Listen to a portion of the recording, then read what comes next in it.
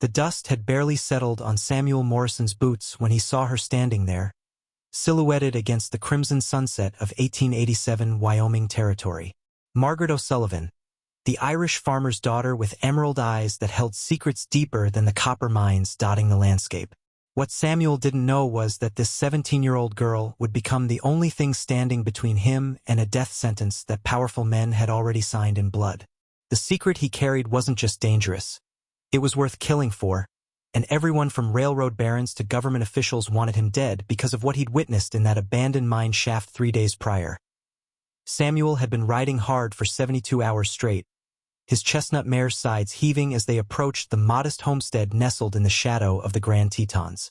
The letter in his saddlebag, written in his dying brother's shaky handwriting, had led him here with instructions that made little sense. Find the O'Sullivan farm. Trust only the daughter. She knows about the silver. But Samuel knew it wasn't really about silver at all. What he'd seen in that mine would reshape the entire territory if it ever came to light, and the men who wanted him silenced had resources that stretched from Denver to Washington, D.C. The O'Sullivan farmhouse sat like a lonely sentinel against the vast expanse of prairie grass, its weathered wooden walls telling stories of harsh winters and harder times. Smoke curled from the chimney, and Samuel could see movement behind the curtained windows. As his horse's hooves crunched on the gravel path leading to the front porch, a figure emerged from the barn. Margaret O'Sullivan herself, her red hair catching the last rays of sunlight like spun copper. She wore a simple blue dress with an apron tied around her waist, but there was something in her posture that suggested she'd been expecting him. "You must be Samuel Morrison," Margaret said, her Irish accent softening the hard consonants of his name. "Your brother Patrick spoke of you often before he died." Samuel's hand instinctively moved toward his Colt revolver, but something in her voice made him pause. How did this farm girl know about Patrick's death when Samuel had only discovered his brother's body 3 days ago? Hidden in that cursed mine shaft with a bullet hole in his back and that damning piece of evidence clutched in his cold fingers. Margaret stepped closer, and Samuel noticed she carried herself with the confidence of someone far older than her years. "They'll be coming for you soon," she continued, glancing toward the horizon where storm clouds gathered like an omen. "The Blackwood Mining Company doesn't leave loose ends, and neither does Senator Hawthorne. But there's something you need to know about that silver deposit you found.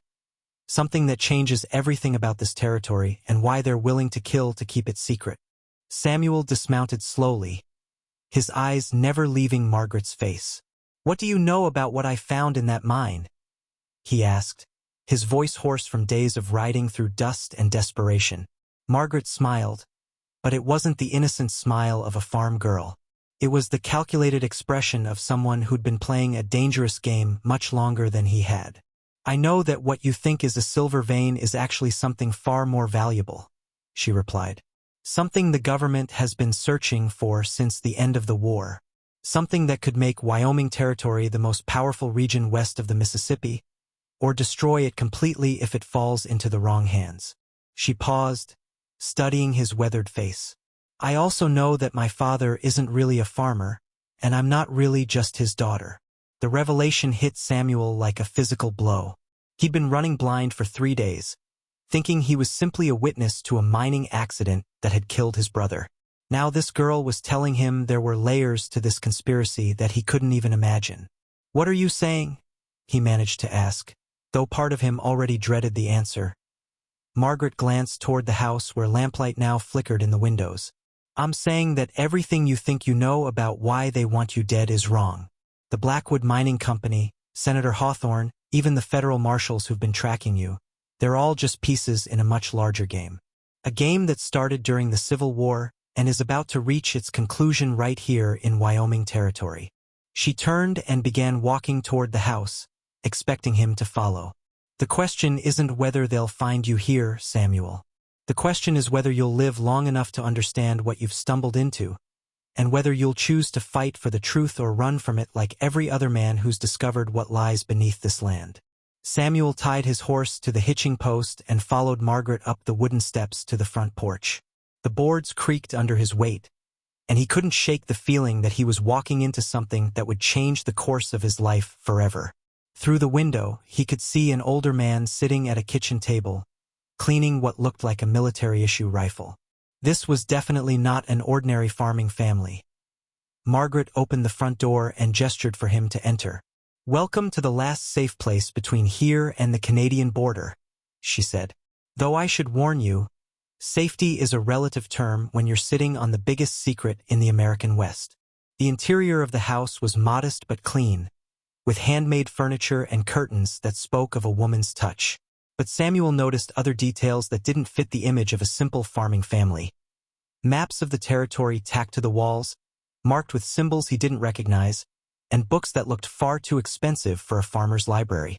The older man at the table looked up as they entered.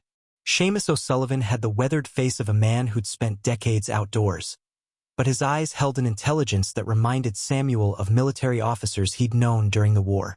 "So you're Patrick Morrison's brother," Seamus said, setting down the rifle. "I'm sorry for your loss. Your brother was a good man who died for the right reasons." "What reasons would those be?"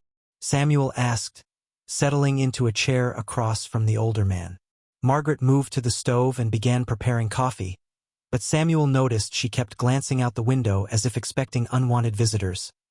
Seamus leaned back in his chair and studied Samuel carefully. "Tell me what you saw in that mine shaft, son. Every detail, no matter how small." Samuel recounted the events of 3 days prior. How he'd received a cryptic telegram from Patrick asking him to meet at the abandoned Silverbrook mine, how he'd found his brother's body hidden behind a false wall, and how he'd discovered what appeared to be an enormous silver deposit that extended far beyond anything previously mapped in the territory. "But that's not all you found, is it?" Margaret interjected from the stove. She turned to face him, and Samuel saw something in her expression that made his breath catch. "Patrick left something for you to find. Something he hid before they killed him." Samuel reached into his jacket pocket and withdrew a small leather pouch. Inside was a piece of, or unlike anything he'd ever seen. Metallic silver shot through with veins of something that seemed to shimmer with its own internal light. "Patrick had this clutched in his hand when I found him," Samuel said, "along with a note that said to bring it here, to you." Seamus and Margaret exchanged a look that spoke of shared knowledge and carefully guarded secrets. "That's not silver ore," Seamus said finally. "That's refined uranium ore, and if my calculations are correct, there's enough of it in that mine to power every city from San Francisco to New York for the next century." The coffee cup slipped from Margaret's hands and shattered on the floor, the sound echoing through the suddenly silent kitchen. Samuel stared at the piece of, or in his palm, beginning to understand why so many powerful people wanted him dead. "Uranium?" he repeated. "But that's impossible. Nobody even knows what uranium can do yet." "Oh, but they do," Margaret said, kneeling to clean up the broken cup. "The government has been experimenting with uranium since 1875, trying to understand its properties. They know it's incredibly powerful, and they know that whoever controls the largest deposits will control the future of energy in this country. What they don't know is that the Silverbrook mine contains more refined uranium than all other known deposits combined." Samuel felt the weight of the revelation settling on his shoulders like a heavy coat. "And the Blackwood Mining Company wants to claim it for themselves," he said, the pieces of the puzzle beginning to fit together in his mind. "Not just Blackwood," Seamus corrected. "They're working with federal officials who want to keep this discovery classified indefinitely. They plan to extract the uranium secretly and use it to develop weapons that could change the balance of power in the world. But there are others who believe this resource should belong to the American people, not hidden away in government warehouses." Margaret stood and moved to one of the maps on the wall, pointing to several marked locations. "Your brother Patrick wasn't just a miner, Samuel. He was part of a network of people working to expose the conspiracy. We've been gathering evidence for months, documenting who's involved and how deep this goes. But we needed someone with a legitimate claim to the mine to come forward." "What kind of claim?" Samuel asked, though he suspected he already knew the answer. Seamus smiled grimly. "Patrick filed mining papers for Silverbrook 6 months ago, but he listed you as co-owner. Legally, you have every right to that mine and everything in it. The problem is staying alive long enough to assert those rights." Thunder rumbled in the distance, and Margaret moved to blow out the lamp, plunging the kitchen into relative darkness. "They're coming," she whispered, peering through the curtain. "I can see riders on the ridge, at least 6 of them." Samuel moved to the window and squinted into the gathering dusk. Dark figures on horseback were indeed approaching, their silhouettes stark against the storm-laden sky. "How did they find me so quickly?" Samuel asked, checking his revolver and counting the remaining bullets. "The same way they found Patrick," Margaret replied. "They have people everywhere, including some you'd never suspect." She moved to a cabinet and withdrew 2 Winchester rifles, handing one to Samuel. "But they made one mistake. They assumed we were just simple farmers who wouldn't fight back." The sound of horses approaching grew louder, and Samuel could hear voices carrying on the wind. "Morrison!" someone shouted. "We know you're in there. Come out with your hands up, and we might let the family live." Seamus moved to another window and peered through the darkness. "That's Marshall Crenshaw's voice," he said. "Which means this isn't just about mining rights anymore. They're willing to use federal authority to cover up their conspiracy." Margaret checked her rifle and moved toward the back door. "There's a root cellar behind the house," she said to Samuel. "If things go badly, you can escape through the tunnel that connects to the barn. But before you run, you need to understand something important about what we're really fighting for here." "I'm not running anywhere," Samuel replied, surprised by the determination in his own voice. "These people killed my brother, and now they want to kill innocent farmers to cover up their crimes. I've had enough of running." The riders had reached the front yard now, and Samuel could see them more clearly in the dim light. 6 men, all armed, led by a tall figure wearing a federal marshal's badge. But there was something wrong with this picture. Federal marshals didn't usually work with private mining companies, and they certainly didn't conduct raids at night without proper warrants.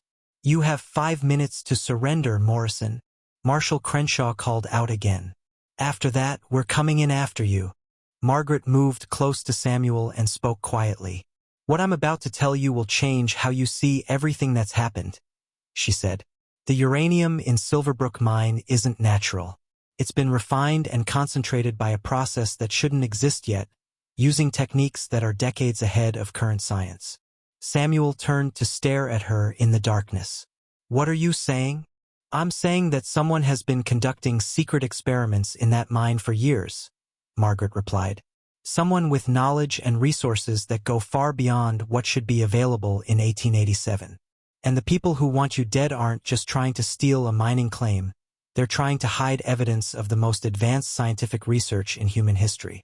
The implications of her words hit Samuel like a thunderbolt. If what Margaret was saying was true, then the conspiracy reached far beyond mining companies and corrupt politicians. "Who would have that kind of knowledge?" he asked. Before Margaret could answer, the sound of splintering would announce that their 5 minutes were up. The front door exploded inward, and armed figures poured into the house. Samuel raised his rifle and fired, the muzzle flash illuminating the face of the first intruder. The man went down, but more kept coming. "Get to the cellar," Seamus shouted over the gunfire.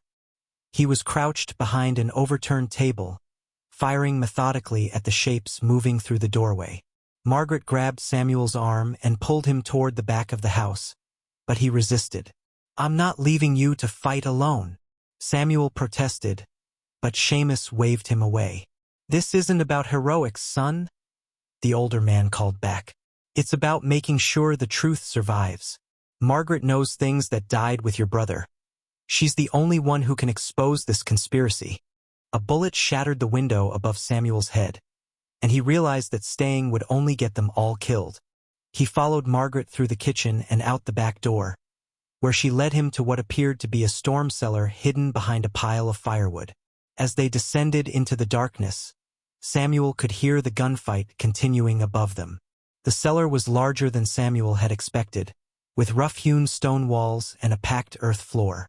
Margaret lit a small oil lamp, revealing shelves lined with preserves and vegetables, but also something else: documents, photographs, and what looked like scientific equipment that seemed far too advanced for a farming family in Wyoming territory. "This is where your brother spent his last weeks," Margaret said, indicating a makeshift desk covered with papers.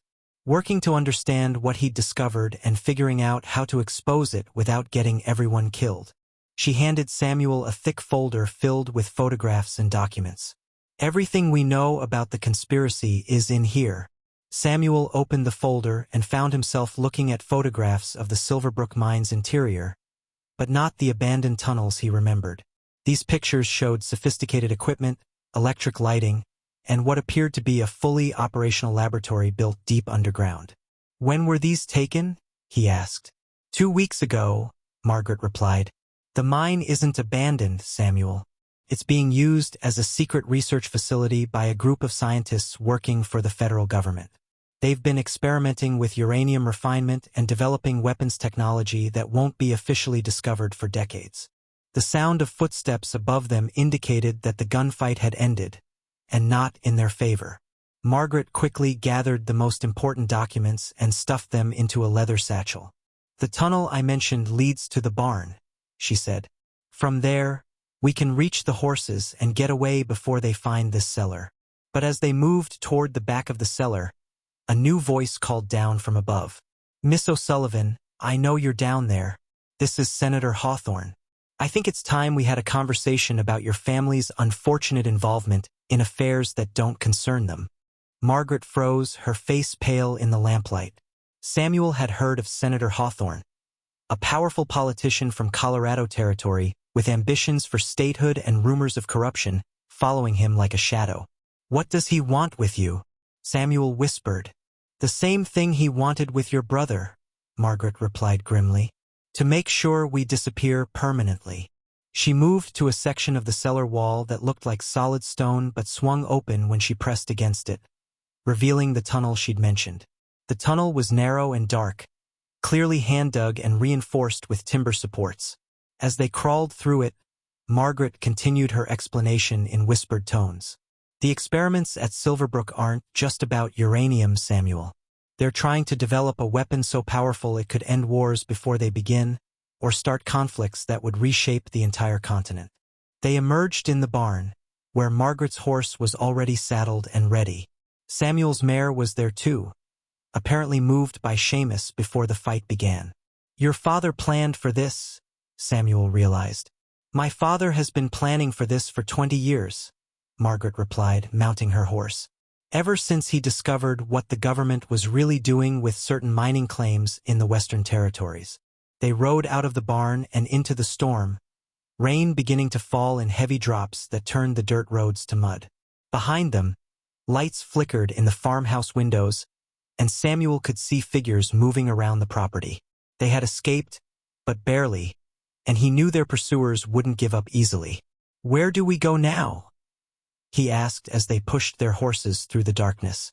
"There's someone you need to meet," Margaret replied, raising her voice over the wind and rain. "Someone who's been waiting to hear your brother's story, and who has the power to bring this conspiracy into the open." She turned her horse toward the north, where the lights of Cheyenne flickered in the distance like fallen stars. As they rode through the night, Margaret told Samuel the rest of the story that had cost his brother his life. The uranium experiments at Silverbrook were part of a larger program involving multiple sites across the Western Territories. Scientists working under government contracts were developing not just weapons, but also new forms of energy production that could revolutionize industry and transportation. "But why keep it secret?" Samuel asked during a brief rest to water their horses. "If this technology could help people, why hide it?" Margaret's expression was grim in the moonlight. "Because the people in control don't want to help everyone, Samuel. They want to maintain their power and eliminate anyone who might challenge them. If word got out about these discoveries, it would change the balance of power in ways they can't control." The rain had stopped, but the air remained heavy with moisture and the promise of more storms to come. They were making good time toward Cheyenne, but Samuel knew their pursuers would be following. Men like Senator Hawthorne didn't give up easily, especially when the stakes were this high. "Tell me about this person we're going to see," Samuel said as they resumed their journey. "Judge Harrison Blackwood," Margaret replied, and Samuel nearly fell from his saddle in surprise. "Blackwood? As in the Blackwood Mining Company?" Margaret smiled grimly. Harrison is the black sheep of the Blackwood family. While his cousins have been getting rich off government contracts and illegal mining operations, he's been working as a territorial judge, trying to expose the corruption from within the system. She glanced back along their trail, checking for signs of pursuit. He's the one who first suspected that the family mining business was involved in something far more dangerous than simple claim jumping. The story was becoming more complex by the hour, and Samuel was beginning to understand why his brother had been so secretive about his discoveries. This wasn't just about mining rights or even government corruption. It was about the future direction of American expansion and who would control the technologies that shaped it. As dawn broke over the Wyoming landscape, Samuel and Margaret crested a hill that gave them their first clear view of Cheyenne. The territorial capital was larger than Samuel had expected, with several substantial buildings and what appeared to be a thriving commercial district. More importantly, it represented safety, at least temporarily, from the men who had killed Seamus O'Sullivan and were determined to kill them too. "Judge Blackwood will be at the courthouse by now," Margaret said, checking a pocket watch that looked expensive for a farmer's daughter to own. "But we need to be careful. If Senator Hawthorne has influence in Cheyenne, we could be walking into another trap." They rode into town cautiously, keeping to side streets and avoiding the main commercial areas where they might be recognized. Samuel noticed that Margaret seemed familiar with the layout of Cheyenne, navigating the streets with confidence that suggested she'd been here before. The courthouse was an impressive stone building that dominated the center of town, with a clock tower that chimed 8 times as they approached. Margaret led them around to a side entrance, where she dismounted and tied her horse to a small hitching post hidden behind a cluster of oak trees. "Judge Blackwood is expecting us," Margaret said, though Samuel wondered how that was possible given that they'd had no opportunity to send word ahead.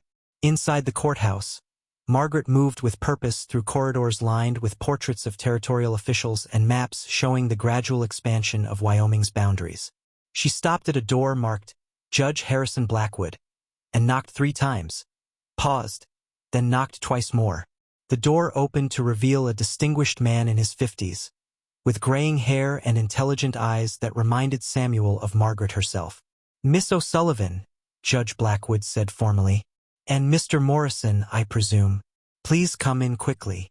Judge Blackwood's office was spacious but cluttered, with law books stacked on every available surface and documents covering his large oak desk.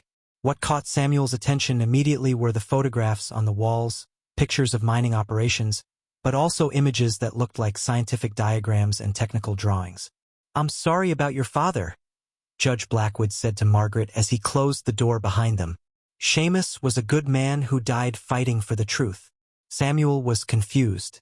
"How do you know what happened last night?" "We came straight here." Judge Blackwood moved to his desk and picked up a telegram. "I received word an hour ago from one of our people in the Territorial Marshal's office. The official report will say that Seamus O'Sullivan was killed resisting arrest in connection with illegal mining activities. Senator Hawthorne is already spinning the story to make your father look like a criminal." Margaret's jaw tightened with anger, but she controlled her voice. "What about Samuel? Are there charges against him?" "Federal warrants for theft of government property and conspiracy to commit treason," Judge Blackwood replied grimly. "Senator Hawthorne is moving quickly to discredit anyone who might expose the Silverbrook operation." Samuel felt the weight of injustice settling on his shoulders.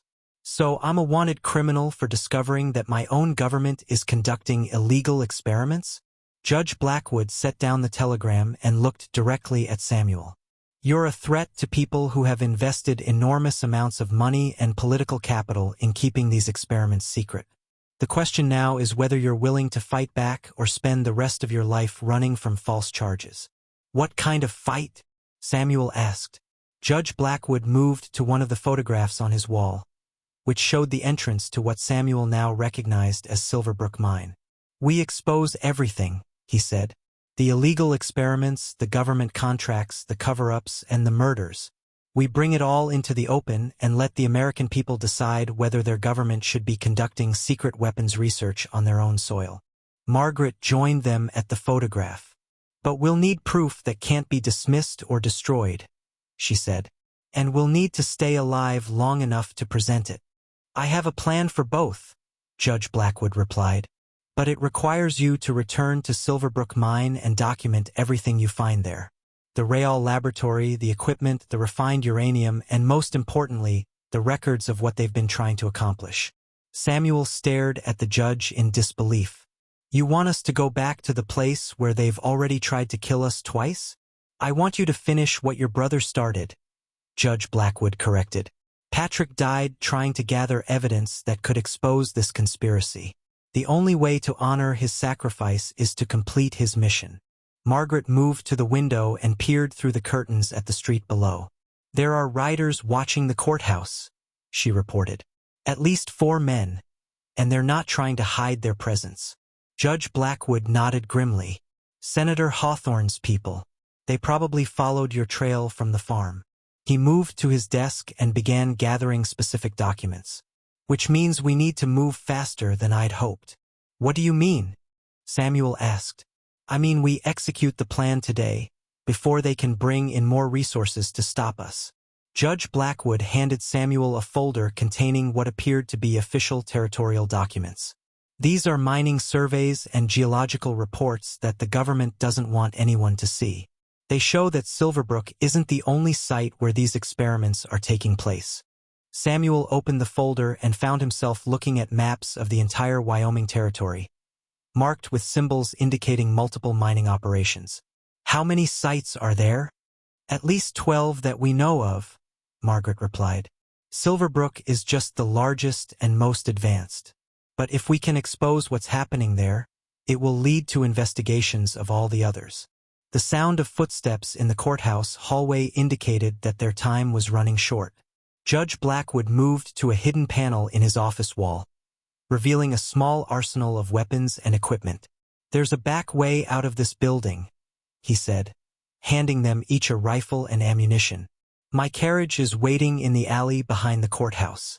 It will take you to a safe house where you can rest and plan your approach to Silverbrook. What about you? Margaret asked. I'm going to stay here and delay our visitors as long as possible, Judge Blackwood replied. Buy you time to reach the safe house and prepare for what comes next.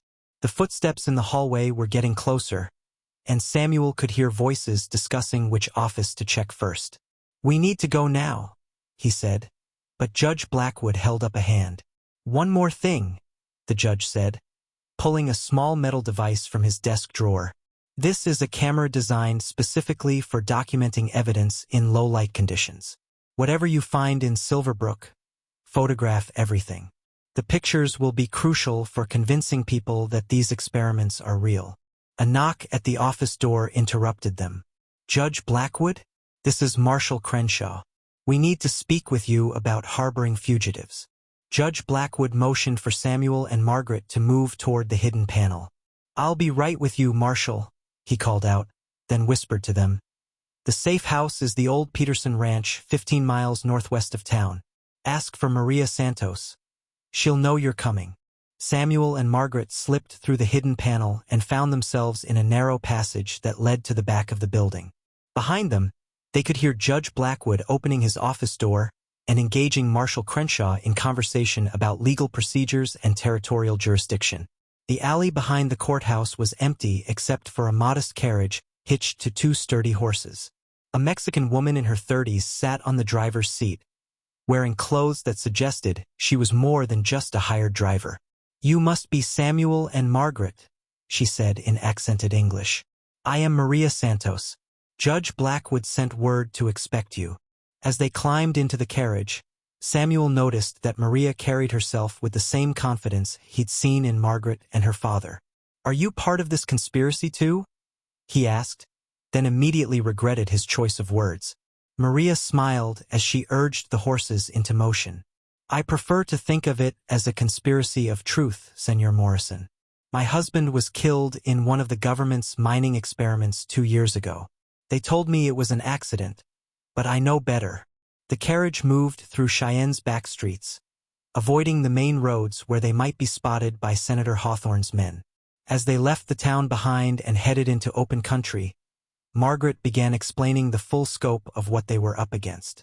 The experiments at Silverbrook and the other sites aren't just about developing weapons, she said. They're trying to create a new form of energy that could power entire cities. But they're also accidentally creating something much more dangerous. What do you mean? Samuel asked. Maria answered from the driver's seat. They are poisoning the land, senor. The uranium they are refining leaves behind contamination that kills everything it touches. Plants, animals, people. All dying slowly from sickness that the doctors cannot understand. Samuel felt a chill that had nothing to do with the morning air. How do you know this? Because I have seen it, Maria replied grimly. The village where my husband worked, San Cristobal, is now a ghost town. Everyone who lived there is dead or dying, and the government claims it was an epidemic of unknown origin. The implications were staggering. Samuel was beginning to understand that the conspiracy reached far beyond mining rights or even weapons development. If what Maria was saying was true, the government was conducting experiments that could poison entire regions of the Western Territories. How many people know about this? Samuel asked. Margaret looked out at the passing landscape, where autumn colors painted the hills in shades of gold and red. Not enough, she said. And most of those who do know are too frightened to speak up. That's why your brother's evidence was so important. It provided proof that couldn't be dismissed or covered up. The Peterson Ranch appeared ahead of them, a collection of modest buildings nestled in a valley between two hills. Samuel could see cattle grazing in the distance, but he also noticed details that suggested this was more than just a working ranch. Armed men were posted at strategic points around the property, and the main house had been modified with what looked like defensive additions. Maria drove the carriage directly to the main house, where a tall man with a graying beard emerged to greet them. "Welcome to our little fortress," he said with a slight German accent. "I am Wilhelm Peterson, and I have been expecting you." Wilhelm Peterson was not what Samuel had expected from a rancher. His clothes were well-made, his manner suggested education and refinement, and his eyes held the same intelligence Samuel had seen in Judge Blackwood and the O'Sullivan family. This was clearly another person with secrets and hidden depths. "Judge Blackwood sent word that you would need a safe place to plan your return to Silverbrook," Wilhelm said as they entered his house. "But I must warn you, the situation has become much more dangerous since your brother's death." The interior of the ranch house was comfortable but showed signs of being prepared for defense. Samuel noticed rifle ports cut into the walls, supplies stored in strategic locations, and maps similar to those he'd seen at the O'Sullivan farm. "You're all part of the same network," he realized. "We are people who believe that the American government should serve the American people," Wilhelm replied, "not conduct secret experiments that put innocent lives at risk." He led them to a large room where several other people were gathered around a table covered with documents and photographs. Samuel recognized some of the faces from wanted posters he'd seen in various towns. People accused of interfering with government mining operations or stealing federal property. But meeting them in person, he realized these weren't criminals. They were ordinary citizens who had stumbled onto evidence of government wrongdoing and chosen to fight rather than stay silent. "The question now," said a woman Samuel hadn't met, "is whether we have enough evidence to force a congressional investigation, or whether we need to take more dramatic action to expose the truth." Margaret moved to the table and spread out the documents they'd retrieved from the O'Sullivan farm. "We have photographs, geological surveys, and testimony from multiple witnesses," she said. "But Samuel is the only person who can provide first-hand evidence of what's actually inside Silverbrook mine." All eyes turned to Samuel, and he felt the weight of their expectations settling on his shoulders. These people were risking their lives based on the belief that he could help them expose a conspiracy that reached into the highest levels of government. "What exactly do you need me to do?" he asked. Wilhelm moved to a detailed map of the Silverbrook area. "We need you to return to the mine and document everything you find there. The equipment, the refined uranium, the research notes, and most importantly, evidence of how this operation connects to the other experimental sites." "And how am I supposed to get inside a heavily guarded government facility?" Samuel asked. Margaret smiled for the first time since he'd met her. "Because you're not going alone, and you're not going as an intruder. You're going as the legal owner of the mining claim, accompanied by a territorial mining inspector and a federal geological surveyor. Samuel stared at her in confusion. What are you talking about? Wilhelm pulled out a set of official-looking documents. Margaret is a certified territorial mining inspector, and Maria is a federal geological surveyor. Both positions give them legal authority to access any mining operation in Wyoming Territory, including Silverbrook. The audacity of the plan was breathtaking. Instead of sneaking into the mine like criminals, they would walk in the front door with legal authority to be there. Will that actually work? Samuel asked. It will work long enough for us to gather the evidence we need, Margaret replied. After that, it becomes a question of whether we can get the information to people who have the power to act on it. Samuel looked around the room at the faces of people who had already sacrificed so much to fight for the truth. He thought about his brother Patrick, who had died trying to expose this conspiracy, and about Seamus O'Sullivan, who had given his life to protect the evidence. When do we leave? He asked. The answer came sooner than Samuel expected. That very afternoon, as storm clouds gathered on the horizon like an omen of things to come, he found himself riding toward Silverbrook Mine alongside Margaret and Maria, carrying forged documents that identified them as official government inspectors with full authority to examine the mining operation. The mine looked different in daylight than it had during Samuel's desperate nighttime visit 3 days earlier. Electric lights illuminated the main entrance, and he could see workers moving equipment and materials in and out of the tunnels. This was clearly an active operation, not the abandoned claim it appeared to be from a distance. Remember, Margaret said as they approached the gate, we are here on official business. Act like you belong, and most people won't question your presence. The guard at the mine entrance examined their documents carefully, then sent word to his supervisor before allowing them to pass. Samuel's heart was pounding as they rode through the gate, knowing that they were now inside a facility where people had been killed to protect its secrets. What they found inside Silverbrook Mine would change everything they thought they knew about the conspiracy, the experiments, and the true scope of what the government was trying to accomplish in the remote wilderness of Wyoming Territory.